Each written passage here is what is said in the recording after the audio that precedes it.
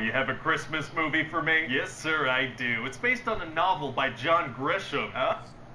Oh, you have a Christmas movie for me? Yes, sir, I do. It's gonna be about this guy named Scott Calvin who, you know, kills Santa Claus. Oh my god.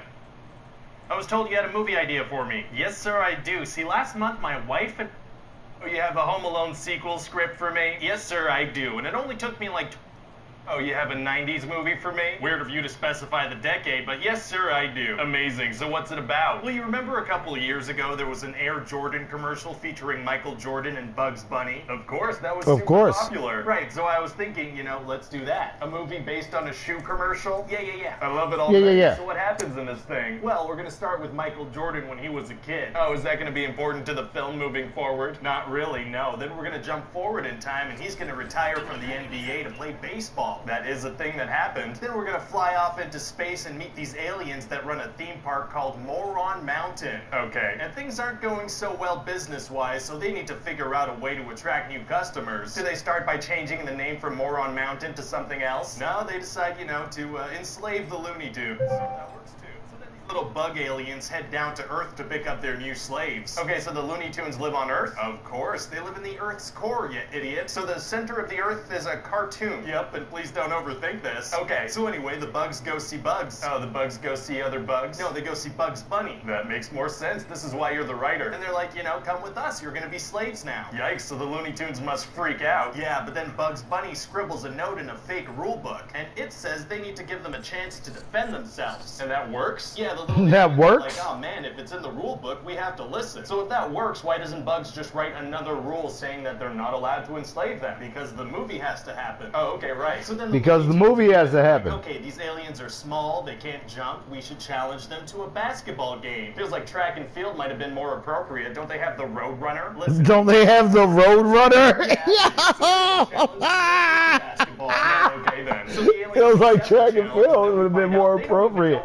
Don't they have the Roadrunner? Like the Looney Tunes would be a good choice then. Well, not so fast, because the aliens are going to bring How about feels like Destruction would have been more appropriate? Don't they have Martian the Manhunter, Yosemite Sam, and the Tasmanian Devil? Yeah. Then why would they have a magic basketball with them? I don't know. I don't know. So then the aliens absorb the stolen talent from the NBA players, and that turns them into these giant pro basketball aliens called the Monstars. So did the NBA players turn tiny? No, they stay the same size. What are you talking about? So why would stealing their talent change their size in any way? Do you really expect me to have an answer to that? No. Do you really expect me to have an answer so anyway, for that? I imagine Bugs Bunny will add another note in the rule book saying that stealing talent isn't allowed. He will not. He will not. It was just a one-time plot device. It was just a one-time plot device. Please forget that forever and get off my back. The Looney Tunes are going to figure out that their only hope of winning is to get some help. So they go get Michael Jordan. So they go get Michael Jordan.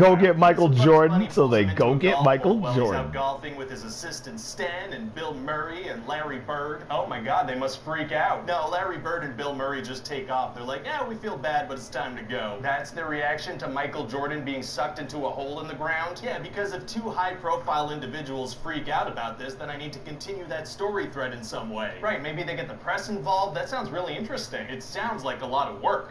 Sounds like a lot of work. Okay, that's okay. So they just leave. They just go. go. So then Michael Jordan meets the Looney Tunes, and they're like, you need to help us win a basketball game against some aliens. Wow, he must be losing his mind. It's going to be tough to convince him to play. Actually, it's going to be super easy. Barely an inconvenience. Oh, really? Yeah, because first of all, he is barely fazed that he's suddenly in a cartoon world at the center of the Earth and that aliens exist. Oh, he's pretty calm. Incredibly calm.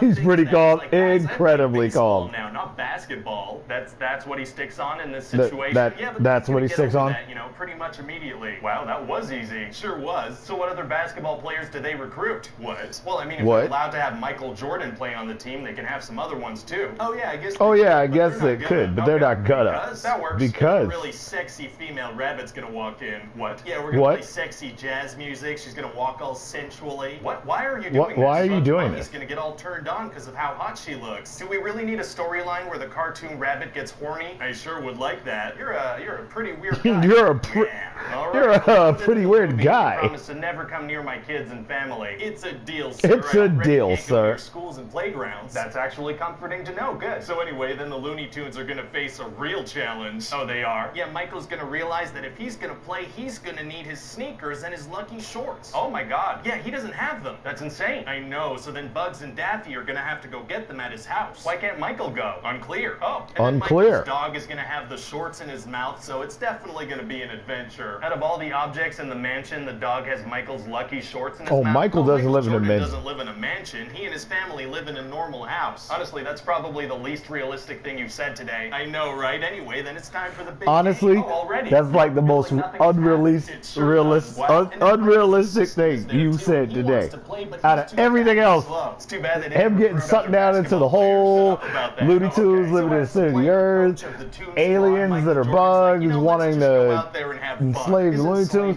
No, it was that Michael Jordan just lives in a regular old house. Just thinks they should have some fun with it. What? Okay then. So then the game is gonna start. You're gonna have that? All right, cool. Yo. Now we are really stretching the boundaries. Granny's gonna get crushed. Is there a referee? Sure there is. It's Marvin the Martian, and he's not calling anything. Why is he the ref? Because he's an alien and a Looney Tune, I guess? That actually kind of makes sense. Anyway, so by halftime, the Toon Squad are losing bad. Probably because they were just out there trying to have fun. Maybe. And so Michael Jordan convinces the team to take some performance-enhancing drugs. Oh, he does? Well, no, it's actually just water with his name on the bottle. I guess people will buy anything if it has a famous person's name on it. That's the whole idea. That's the whole idea behind this movie. Michael's gonna talk to the big alien boss guy and make the bet a little more interesting. Oh, really? Yeah, oh, really? Like, if you guys win, you get to take me home as a slave. Why would he volunteer himself like that? Doesn't he have children at home? Yeah, I guess he doesn't really care about them so much. I guess not. And then one of the Monstars is gonna be about to jump on Lola Bunny, but Bugs is gonna push her out of the way. It's gonna be super dramatic. Wait, people have been getting their butts kicked the whole time. Why is this dramatic? He's gonna hit a girl. You can't do that. What about Granny? You said she got crushed. What about Granny? You said she got crushed. Well, she's not hot, so who cares? Lola's gonna be so grateful, she's gonna give me a big kiss on the lips. Don't you mean she gives Bugs Bunny a big kiss on the lips? Don't you mean she gives Bugs Bunny a big kiss on the lips? So then what happens? Well, now the Toon Squad has a bunch of injured players and Stan gets to play. Oh, good for him. And he immediately gets crushed and turns into a giant fart balloon. Giant fart balloons giant are tight. fart balloons are shows tight. Up in uniform, ready to play. Wait, what? When did he get there or learn about this or start caring? He's gonna be like, I'm friends with the producer. You can get Ivan Reitman to help produce this, right? I mean, probably, but that joke explains nothing. It's like clever meta humor. Is it clever meta humor or just lazy writing? I don't know. Fair enough. I don't know. Fair enough. Michael is going to find out that he can also use cartoon physics. He does that. Wins. Fantastic. And then the Monstars are going to get the talent back and ask if they can stay with the Looney Tunes instead of going home to Moron Mountain. Okay. And then Michael has to make it to a baseball game, so he rides home in a spaceship. Wait, was the game taking place in space or in Looney Tune land? Looney Tunes land in the center of the earth. But he descends to the game in a spaceship? That's right. Wow, you didn't even try to have this make sense. Not even a little. Then not even a little. Like, I believe I can fly. Oh, that's nice. Yeah, I was thinking we could get someone nice and wholesome, you know, like R. Kelly. Isn't he kind of sketchy? I don't think so. I Isn't he kind of sketchy? These things. Okay. Yeah. Now let me ask you. Yeah. Were you on a lot of drugs when you put this thing together? Oh yeah, a ton. But I'm pretty confident there's no permanent damage. Wow. Well, it sounds like it could make a lot of money, so I'm on board. Amazing. And plus, after like 2 decades, people will start to get nostalgic about this, and you can make another one. Well, I don't think people are ever going to get nostalgic about a live-action cartoon hybrid movie based on a shoe commercial. Yeah, you're probably right. Hey guys, it's Ryan here. Hope you enjoyed that pitch meeting. We have over 100 of these on the channel, so definitely check those out. So you can also like this one. Comment section what other movies you'd like to see pitches for. As always, thanks for watching and check back soon for a new one. Bye-bye.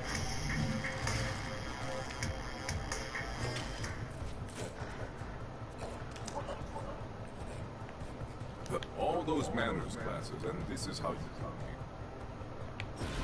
So, you have a movie for me? Yes, sir, I do. It's based off a comic book series called The Men in Black. Okay. And so we're gonna start with a van of illegal immigrants being stopped by the cops and then having these two men in black show up. Hey, that's the name of the thing. It sure is. And so they tell the cops, hey, we're from Division 6 and we need to take one of these illegal aliens. And the cops let them? Yeah, but after the Men in Black leave, the cops are like, there is no Division 6. This is BS. So why did they even let them take the guy? I don't know. Fair enough. So then it's gonna turn out that this illegal alien was actually an illegal alien disguised as an illegal alien. Right, okay. Do you get it? Yeah, I get it. There's a double meaning. Yeah, pretty straightforward. But why would he even disguise himself as that? Well, because he's trying to sneak into the United States. Then wouldn't it make more sense for him to disguise himself as an American? Well, yeah, but then I wouldn't get to make that super clever illegal alien joke. Oh, okay, gotcha. You really like that joke. So anyway, then one of the cops sees the alien because the Men in Black only took it like 10 feet away, and that sends it into a murderous rage. Why? Because I want the situation where the Men in Black shoot the alien and the cop gets covered in slimy goo. Did you say slimy goo? I did. Oh, slimy goo is tight. Oh, slimy goo is tight. Well, I'm glad you said that, because we're gonna have a ton of slimy goo in this movie. It's gonna be the main gag in a shocking number of scenes. Hell yeah, that automatically makes scenes funny. It sure does. So we're gonna have slimy goo splashing all over the place every chance we get throughout this whole thing. That's not gonna get old at all. I know. Wow. Anyway, so then because the older agent was slow to draw his gun, he's gonna retire. Oh, he is? Yeah, and so the younger agent, Kay, is gonna use this neuralizer thing to wipe his memory when they get back home from the desert. No, right then and there. That's super inconsiderate, but okay. And so then the main character is this New York cop, James, who's being considered as the replacement for that old guy. Why is he being considered? Because he chased down a bad guy who turned out to be an alien. Why was he chasing him? We'll never find out, but he turned out to be an alien. Did he know that he was an alien when he started chasing him? No, but he chased him down for a very long time. So a police officer just doing his job was enough to get him considered for the Men in Black? Apparently so, sir. So then James enters this testing period where all the other candidates are like super serious military types. Oh man, I imagine it's gonna be tough for a New York cop to be chosen for a secret government organization. Actually, it's gonna be super easy. Barely an inconvenience. Oh really? Yeah, he does 2 tests and shows that he can think outside the box, and that's all they needed to see. So what are the tests? Well, in the first test, they had to fill out these papers inside these weird egg chairs, and James went and grabbed the table. Right, okay. And the second one is this shooting range thing, and all the other candidates are shooting the aliens, but James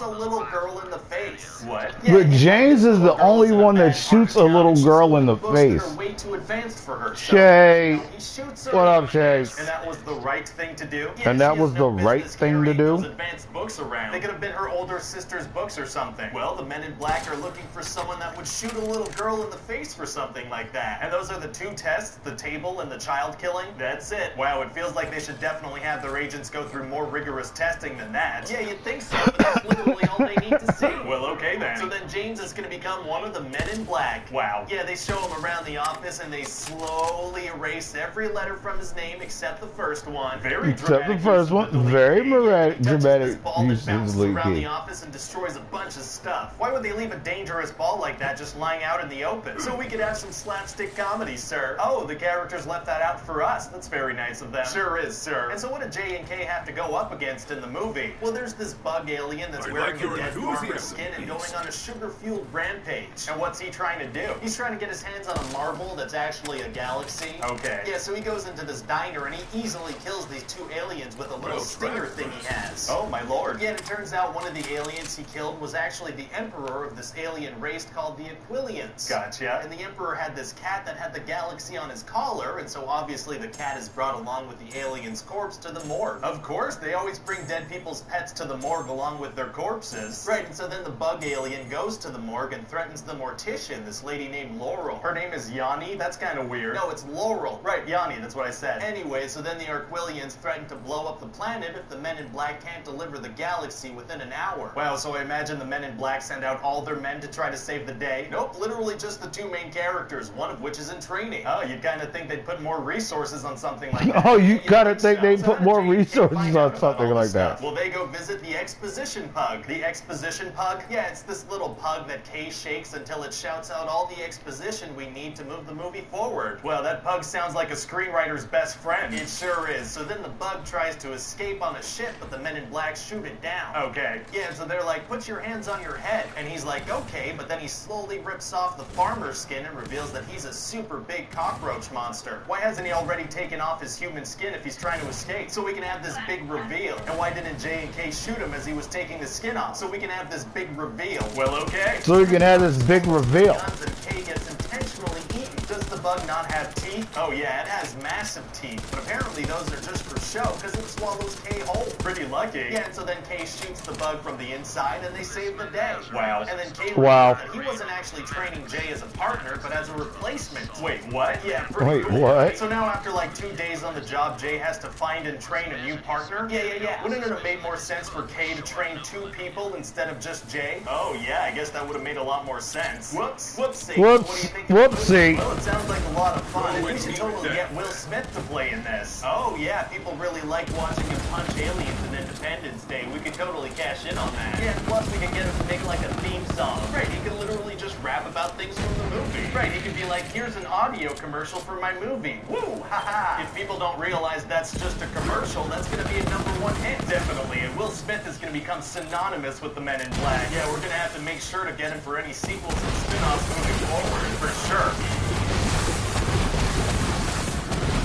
Hey guys, it's Ryan here. Hope you enjoyed that pitch meeting. If you did, let me know in the comment section what other movies you'd like to see pitches for. We also have a lot more of these videos on the channel. Also, don't forget to like and subscribe and comment and share on Facebook and Twitter. Just start hitting all the buttons except... Just start hitting all the buttons except for dislike. Bye-bye. Why I love him so much? Because, man, he admitted it. Come on, just start hitting all the buttons. Come on. You know you want to hit buttons. You know that's the only reason you're doing it.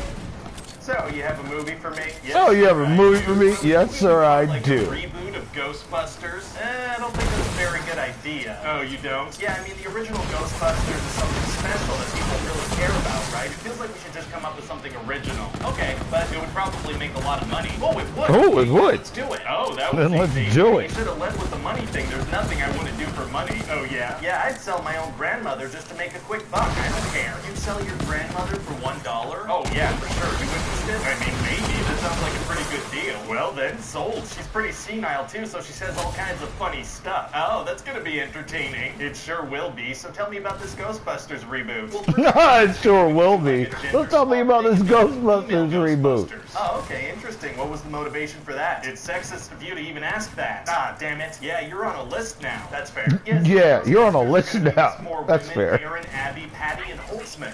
Which one is the funny Holtzman! Patty and Holtzman. Oh, really? No, which one's the funny one? Holtzman. They're gonna turn super dumb when the actresses think of funny Which one's the smart one? Holtzman. Which one's the cool one? Holtzman. Which one's the best one?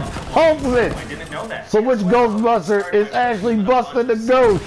Holtzman! Improvise a bunch of lines. Okay. And then we'll have about 5 hours of wacky improvised lines that we can kind of whittle down into some kind of Frankenstein monster of a movie. And that's how comedies are made? Listen, I'm no expert, but I think that's how it's done. Wait, you're not an expert? Oh, God, no. Are you? No, I'm not. Should we get one of those? Nah, it's probably fine. Well, okay then. So tell me about the slightly interconnected scenarios. Sure, well, the movie's gonna start off in a mansion, and we're gonna get a huge backstory for this ghost that lives there. Oh, yeah? Yeah, we're gonna have a mansion tour guide explain that she killed a bunch of people. It's gonna take up quite a bit of time. So her backstory is gonna be pretty important to the movie moving forward? No. Well, okay then. We're also gonna have the ghost attack the tour guide in the opening scene. Oh, what does she do? Apparently nothing, because he's totally fine a couple of scenes later. So that whole thing was mostly pointless? Mostly, yeah. Huh. Anyway, so the main characters are gonna go to the mansion later and get the ghost on video. Oh, interesting. Yeah, but then apparently they only upload Erin's reaction to YouTube, so she loses her job at the university. Should have probably uploaded the whole thing. Probably, and then Abby and Holtzman get fired from their jobs too, so they all decide to form a ghost squad together. With what money? Unclear, and then they hire...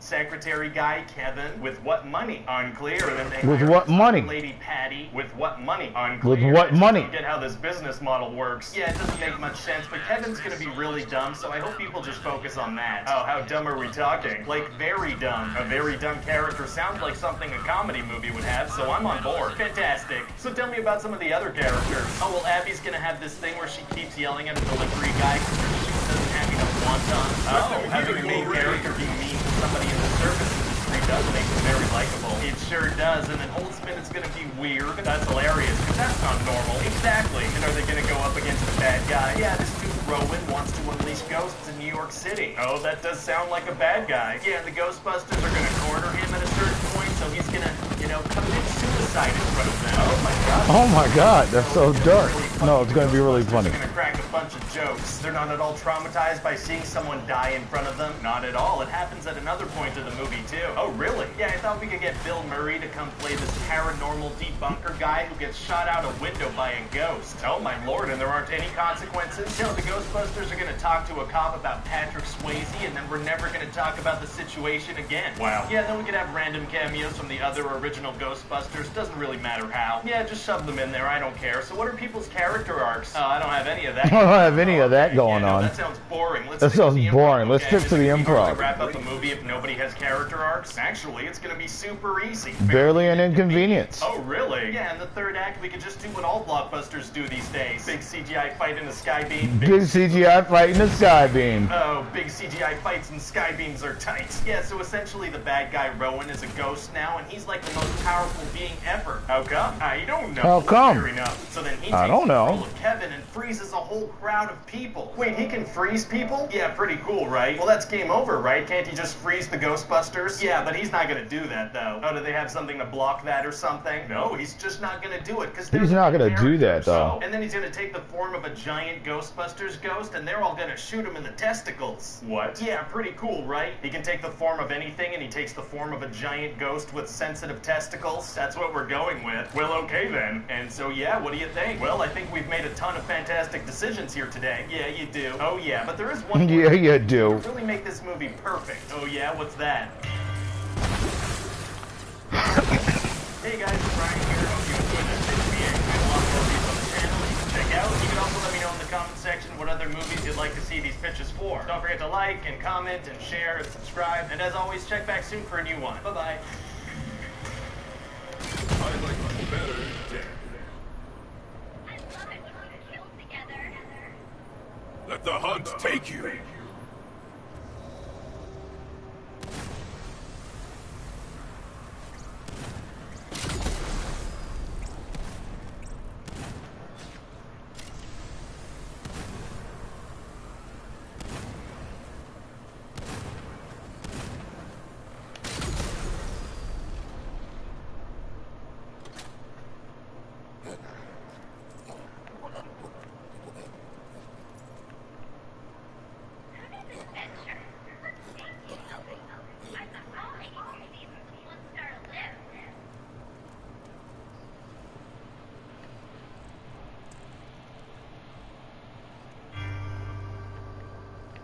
So, you have a Venom script for me? Yes, sir, I do, and it's gonna be a ton of fun. Oh, yeah? Yeah, we're gonna have Venom biting heads off and massacring people left and right. Wow, well, as long as we don't see any of that, that sounds awesome. Wait, what? Well, we want that PG-13 rating, so we can have him bite people's heads off, but we can't see it happen. So we can do it if we don't do it? Yeah, exactly. We can just cut away and imply that something violent happened. Oh, that's gonna be significantly less satisfying to watch. Well, our hands are tied. We need that PG-13 rating if we want to make money off a comic book movie. Well, I mean, what about Deadpool and Logan and Deadpool 2? What about them? Well, they were R-rated comic book movies and they made a ton of money. Can't we learn anything from their success? Well, here's the thing about learning. It's for nerds, and I hate doing it. Here's the thing about learning. It's for nerds, and I hate doing it. For this movie. Oh, all of them. All of them. Yeah. Sometimes it's gonna other times a superhero movie, and other times a buddy comedy. We're just gonna be all over the place. I guess it's good to cover lots of ground. Yeah, if somebody isn't enjoying a certain part of the movie, they just have to wait a couple of minutes and it'll switch to a different genre. That's pretty innovative, actually. So what happens in the movie? Well, we're gonna have some symbiotes land on Earth, right? I think it's pronounced symbiote, actually. It definitely isn't. Well, how about we have them pronounce it symbiote in the trailer and see how people react? I guarantee that they'll be angry. Don't you mean that they'll buy angry? I don't. That's not how that's pronounced either. Listen, as long as people go out and be a bunch of Venom merchandise, I don't care how they feel. Fair enough. So anyway, these symbiotes Oh, is it Venom? It's a symbiote called Riot. Oh my God!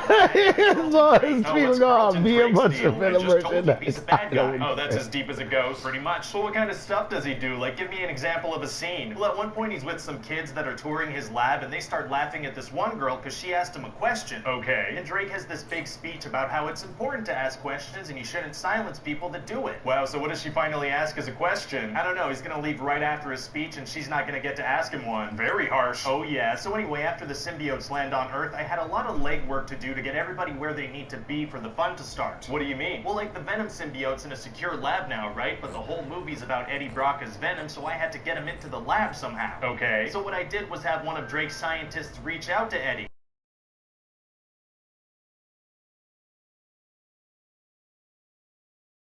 Brock, why doesn't she just take the pictures herself? Way too dangerous. Oh, it is? Yeah, so she goes the much safer route of breaking into the lab in the middle of the night with an unauthorized individual so he can take the pictures. Much safer. And yeah, so that's how the Venom symbiote latches onto Eddie Brock. And what about Riot? Oh, well, Riot latches onto this old lady in Malaysia and wanders around aimlessly for 6 months. Oh my God, what? Yeah, spends half a year as an old lady, then goes to the airport and latches onto a little girl who's going to San Francisco. What a weird strategy. Yeah, and then as the little girl, he walks right into the secure lab that doesn't have any security, thank God. How'd the little girl get to the lab? Did she take an Uber? Maybe her parents dropped her off, I don't know. Well, okay then. And so yeah, then Riot latches onto Carlton Drake. Wow, that really is a lot of legwork. Yeah, I mean, all that stuff is definitely gonna be the least fun part of the movie, but Venom has to break out of the lab somehow, and Riot has to get to the lab somehow, so I didn't really have a choice. Yeah, I mean, you could have switched them. What? You could have had Venom be the symbiote that escapes at the beginning and have Riot go to the lab where he needs to end up anyway. Wow. Yeah, you could have Riot be the one in the lab 5 minutes of crap that was with the scientists. Fun to watch. I mean, you can still change it. Venom be the one that was out there with Brock I don't feel like it, trying to get to the lab. Yeah, sounds like a whole lot of work. So anyway, what else happens in the movie? Oh, well, Drake's gonna want to capture Eddie alive since Venom latched onto him, right? So what does he do? Well, what would you do if your secret science thing escaped and you wanted to capture it alive? Something very low-key, I guess. Wrong, you send a fleet of exploding drones man. as he does crazy motorcycle stunts. Feels like that would not only kill him, but cause a lot of property damage and attract a lot of attention. What's real, homie? What's good?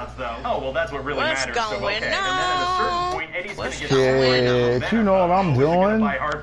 Clank, clank. No, it's gonna be super easy. Clank, clank. Tank, tank. Yeah, Venom's gonna latch onto a dog, and then onto Eddie's girlfriend, and then she's gonna have to make out with him to transfer the symbiote. Wait, does that mean she has to make out with the dog? You're goddamn right. Oh, anyway, so then we're gonna have this big nighttime fight between Venom and Riot. We're gonna have two super dark aliens fighting at nighttime. Yeah. It sounds like it's gonna be kind of hard to see what's happening. Oh yeah, super hard to see. It's gonna be like watching two people wearing garbage bags fighting by candlelight. It's gonna be like who's who and what's going on. Sounds exciting. And at the end of the movie, we're gonna have a scene where Venom and Eddie tease a bad guy before biting his head. Well, I mean, you know how I do. The trailer. Oh, well, it's like the last scene, so maybe we shouldn't. If there's one thing people want to see in a movie trailer, it's the final scene of the movie. Well, okay with the then. superhero stance and with the everything. superhero stance, yo. Turds in the wind are tight. Oh, turds in the wind are tight. The cat's litter box is right next to a fan. Oh, okay, gotcha. So how do you think the movie's gonna do? Well, there's a Lady Gaga, Bradley Cooper movie coming out. Oh, and I have another friend. You see that little ball right there? Yeah, I was getting ready to say, where that ball come from? Fingers crossed. What? Yo, check this out. Here, hope you enjoyed that pitch meeting. There are a ton of these on the channel you can check out. Also, let me know in the comment section what other movies you'd like check to see this out. for. We also have another series on the channel you might like called Theory. You remember the AI that is inside of our ship, Balex? Google Plus, and check Yeah. Bye-bye. You remember the AI he was in a relationship with? Yeah. She's inside of my shield.